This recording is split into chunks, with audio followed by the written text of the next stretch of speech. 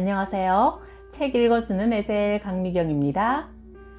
강북제일교회 오경자 권사님이 체험하신 하나님 이야기, 모르면서 믿을 수가 없었습니다. 소개할게요. 나는 서울대 국문과를 나와서 16년간 고등학교 국어교사로 살았다. 남편은 헬스기구를 수입하는 사업을 했는데 1985년 부도를 내고 구속되었다. 평생 다 못 갚을 빚더미에 깔린 나는 천지가 무너지는 절망감 속에서 마지막 살 길을 찾아 교회를 찾아가 등록하고 하나님께 모든 것을 맡기기로 했다. 평생 처음 40일 아침 금식 기도를 드렸다. 하나님, 저는 하나님을 너무 모릅니다. 제 성격상 모르면서 믿을 수는 없습니다. 빨리 알고 싶습니다. 빨리 제가 하나님을 잘 알게 해주십시오. 5년 전 남편이 잘 나갈 때 70평 아파트에 살면서 교사직을 그만두었다. 이제 생계를 위해 내가 다시 일을 해야만 했다. 아침 금식을 계속했다. 하나님, 지금 제게 일이 급히 필요합니다. 제가 할 수 있는 일을 주십시오. 학교를 그만둔 지 벌써 5년이 지나서 제 능력으로는 복직할 수 없습니다. 도와주세요. 기도한 지 38일째 되는 아침, 전에 같은 학교에서 근무했던 대학 친구에게 전화가 왔다. 시간 강사 자리라도 괜찮으면 해볼래?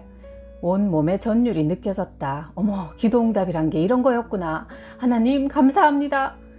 이렇게 해서 나는 퇴직한 지 5년 만에 시간 강사로 다시 교단에 서게 되었다. 얼마나 신나고 좋았는지 모른다. 나는 감사하는 마음으로 무슨 일을 맡기든 불평하지 않고 열심히 일했다. 6개월 후 교장 선생님이 나를 불러 물었다. 아침 보충 수업까지 하는데 힘들지 않아요? 저는 조금도 힘들다고 생각한 적 없습니다. 매일 늘 새롭고 즐거워 감사할 뿐입니다. 아침에 눈을 뜨면 가야 할 곳이 있다는 사실에 살맛이 납니다. 그러자 교장 선생님이 다시 물었다. 그럼 정식 교사로 일하는 건 어때요? 국어과 아무개 선생이 내년에 공립학교로 가게 됐습니다. 그 자리를 맡아주세요. 그래서 나는 48세 나이에 정식으로 복직하게 되었다. 정말 있을 수 없는 일이 일어난 것이다. 수천만 원의 돈을 써도 되기 힘든 일을 하나님이 되게 해주셨다. 복직한 덕에 생계를 유지할 수 있었고 두 아이를 대학까지 가르칠 수 있었다. 하나님은 내게 꼭 필요한 것, 가장 좋은 것을 주시는 분이었다. 괴로움이나 고통도 내게 유익하기 때문에 허락하신 선물이라고 믿게 되었다. 1986년 5년 만에 다시 나간 학교의 교무실 풍경은 참 많이 변해 있었다. 교사들이 수업이 없을 때면 누구나 당시 유행하는 소형 카세트 플레이어 이어폰을 귀에 끼고 앉아서 교재 연구를 했다. 나도 그러고 싶었다. 그러나 폭삭 망한 우리 집 사정으로는 그것 하나 새로 구입할 여유가 없었다. 어느 날 수업을 마치고 자리에 돌아오니 카드 회사에서 전화가 왔다. 새로 발급받은 신용카드로 지난달에 딱 한 번밖에 사용한 적이 없었다. 고객님께서 지난 2월에 모모 백화점에서 의류를 구입하셨죠? 네, 근데 뭐가 잘못됐습니까? 고객 경품에 당첨이 되셨습니다. 주민등록증 가지고 사무실로 오세요. 평생 살면서 이런 횡재를 만난 적은 처음이었다. 다음날 카드회사 사무실을 찾아가서 건네주는 경품을 받았다. LG에서 생산하는 아하 카세트 플레이어였다. 순간 나는 깜짝 놀랐다. 어머나, 내가 갖고 싶어 하던 바로 그 제품을 하나님께서 주셨네. 함께 간 남편이 말했다. 당신이 믿는 하나님 참 신기한 분이네. 2006년 65세 되던 해 평생 착용했던 손목시계를 처음으로 잃어버렸다. 수요일 저녁 예배를 드리고 오는 길이었다. 딸이 미국에서 사다 준 너무나 마음에 들어서 죽을 때까지 착용하리라 애지중지했던 시계였다. 손목시계가 풀어져 나가는 것조차 못 느낄 정도로 내가 이제 늙었나 싶었지만 왠지 뭔가 이상해서 원인을 곰곰이 생각해 보았다. 그러고 보니 몇 달 전부터 왼쪽 손목에 음이 온 건강 팔찌를 하느라 시계를 오른쪽에 착용했었다. 시계를 다시 왼손에 차고 팔찌를 오른쪽 손목으로 옮겼다. 그랬더니 지난 몇 달간 나를 괴롭혀온 증상이 싹 사라졌다. 언제부턴지 잠자리에 들어 막 잠이 들락말락하면 머릿속에서 팍 하고 스파크가 일어나는 증세가 생겼다. 전기가 합선되는 것 같은 느낌으로 지지직 하다가 어느 순간 팍 하고 터지면 곧 죽을 것 같은 공포가 밀려들었다. 그래서 매일 밤 잠자리에 들 때마다 긴장하고 두려워했다.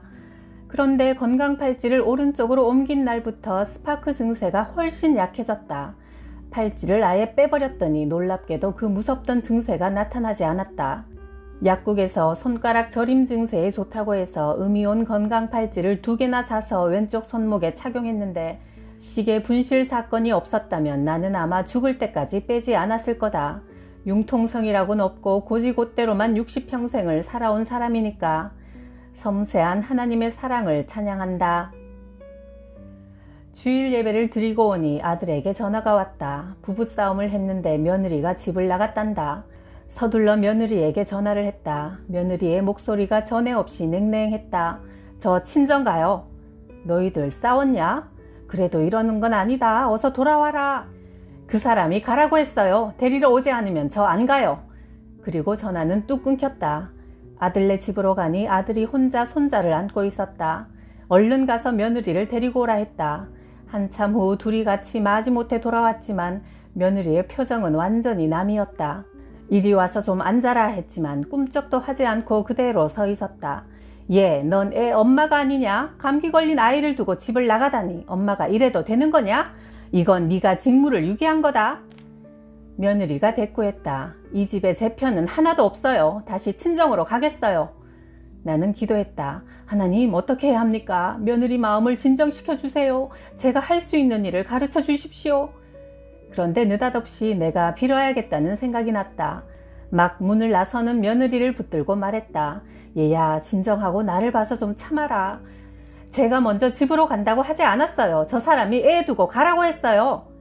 그랬냐? 그건 애비 네가 잘못한 거다. 어서 사과해라. 나는 며느리를 꼭 끌어안고 사과했다. 얘야, 내가 자초지종을 알아보지도 않고 너를 직무유기라고 나무랐구나. 너무 억울했겠다. 미안하다. 내가 잘못했다. 미안해. 그제야 며느리는 고개를 숙였다. 아니에요, 어머니. 제가 잘못했어요. 우리 앞으로는 상대방을 억울하게 하거나 아프게 하지 말자. 작은 오해나 갈등도 만들지 않도록 하자. 사랑한다. 하나님의 방법이 옳았다. 어머니가 내 남동생을 임신하고 만삭일 때 무당에 큰 굿 구경을 갔다. 무당이 어머니의 아래 위를 한번 훑어보더니 말했다. 아들을 낳겠지만 3살을 못 넘겨. 애 낳다 죽은 시할머니 넋이 맴돌고 있어. 한풀이를 해야 돼. 어머니는 젊기도 했고 성격이 강직한 분이라 별 우스운 소리 다 듣겠다고 무시해버렸다. 그런데 정말 아들을 낳았고 3살을 넘자마자 죽었다. 어머니는 딸 6만 건지고 아들을 잃자 평생 한이 뼛속 깊이 사무쳤다. 이 일로 인해 우리가 조금만 아프면 벌벌 떨었고 무슨 일이 생기면 곧장 점쟁이를 찾아가셨다. 나 역시 그런 어머니의 영향으로 40평생 하나님을 떠나 살다가 결국 내 힘으로는 도저히 어찌 해볼 수 없는 한계 상황을 맞고서야 하나님 아버지를 찾았다. 내 결혼 생활이 평탄하기만 했다면 어쩔 뻔했을까? 하나님을 알게 하신 하나님의 선물 고난을 전폭적으로 감사하고 찬양한다. 나는 평범한 내 이름 오경자로 이렇게 삼행시를 짓고 싶다. 오, 사랑하는 내 딸아, 경을 치고야 돌아왔구나. 자, 이제는 내 품에서 영원토록 평안하여라. 최근 동맥경화, 고혈압 진단을 받았다. 내 인생을 마무리하고 정리해야 할 것 같은 조급함이 느껴져 입지 않으면서도 아까워서 움켜쥐고 있던 많은 옷을 다 정리했다. 아깝고 귀해서 쓰지 않던 그릇들도 꺼내어 마음에 들어하는 사람에게 상자째 넘겨주었다. 몸이 불어 착용하지 않게 된 반지도 며느리에게 건네주었다. 삶을 하나하나 아름답게 정리하고 떠날 수 있으니 얼마나 개운한 일이냐 싶어 감사했다. 하나님께서 말씀하셨다. 하루 단위로 살아라. 나는 오늘도 하나님 보시기에 아름다운 하루를 살 수 있게 인도해 달라고 기도한다. 그러자 오히려 색다른 기운, 생기 같은 것이 솟아나는 것을 느낀다. 안락하고 평화롭다. 그렇게 죽음의 요단강을 건너 천국으로 가고 싶다. 고등학교 친구가 전화로 새해 인사를 해왔다. 나이를 먹을 만큼 먹은 우리는 서로 어디 아픈 곳 없느냐는 건강 걱정으로 시작해 이런저런 일상 얘기를 많이 나눴다. 전화를 끊기 전에 친구가 이런 말을 했다. 너같이 똑똑한 애가 하나님을 믿고 그렇게 혼자만 행복해하면서 나보고는 왜 믿으라고 말하지 않니? 우리 이웃에 후배가 하나 살고 있는데 부부가 다 최고 지식인이고 고급 인력들이야. 그런데 그 사람들도 교회에 나가면서 사는 모습이 얼마나 보기 좋은지 몰라. 근데 걔도 자기들만 행복하게 살고 나보고는 교회 가자는 말을 한 번도 안 하는 거야. 그래, 이제 때가 됐나 보구나. 너도 이제 하나님하고 친하게 지내라. 나 하나님하고 많이 친해지면서부터 정말 행복해. 죽음도 무섭지 않다니까. 기독교 신앙이란 주인을 바꾸는 일이었다. 나에서 하나님으로. 기도는 내 영혼의 주파수를 하나님께 맞추는 일이었다. 모세가 손을 들면 이스라엘이 이기고 손을 내리면 아말렉이 이기더니 출애굽기 17장 11절 말씀에서 팔을 하늘 높이 든다는 것은 하늘의 주파수를 맞추는 행위 아니겠는가? 요한복음 15장 5절에서 예수님이 나는 포도나무요 너희는 가지니 저가 내 안에 내가 저 안에 있으면 이 사람은 과실을 많이 맺나니 나를 떠나서는 너희가 아무것도 할 수 없다 하신 말씀 역시 인간은 하나님과 주파수가 맞아야 살 수 있다는 뜻 아닐까?